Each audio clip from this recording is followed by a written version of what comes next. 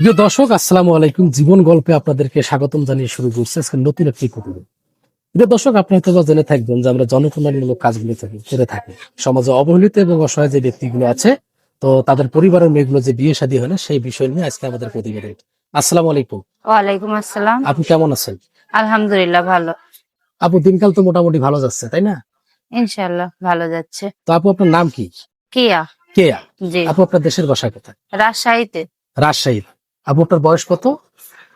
24 বছর। 24 বছর বয়স। তো আপু, প্রতিবেদন তো এর আগেও তো আপনি আসছিলেন প্রতিবেদনে, তাই না? জি। তো কেন এর আগে যে প্রতিবেদনে আপনি আসছিলেন তখন কি কোনো ফিডব্যাক আসেনি? কেউ কি আপনার দায়িত্ব নেয়নি? না, কথা বলেছে কিন্তু কেউ দায়িত্ব নিতে চায়নি। মানে অনেকেই ফোন করেছে কিন্তু দায়িত্ব নেওয়ার মতো কেউ ছিল না, তাই তো?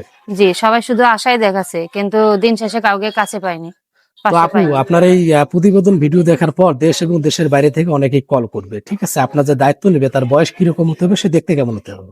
বয়স যেমনই হোক, 40 হোক, 50 হোক, 60 হোক, সমস্যা নাই, শুধু ভালো মনটা হলেই চলবে। ভালো একজন মনের মানুষ চাচ্ছেন, তাই জি। তো? তা আপু, দেখা গেল যে তার ঘরের মধ্যে বউ বাচ্চা সকলে আছে, আপনাকে দ্বিতীয় বিয়ে করতে চাচ্ছে, আপনার কোনো সমস্যা আছে? না, আমার সমস্যা নাই। সে যদি আমাকে চতুর্থ নাম্বারও বউ বানাতে চায় তাও রাজি আছি, তাও কারণ আপনি রাজি আছেন? আমি একটা ইতিম মেয়ে। আমি চাই আমার একটা ঘর হোক, যাতে সংসার হোক। সেজন্য করে আমি চাই তার চতুর্থ নাম্বার বউ হতে আমি রাজি আছি।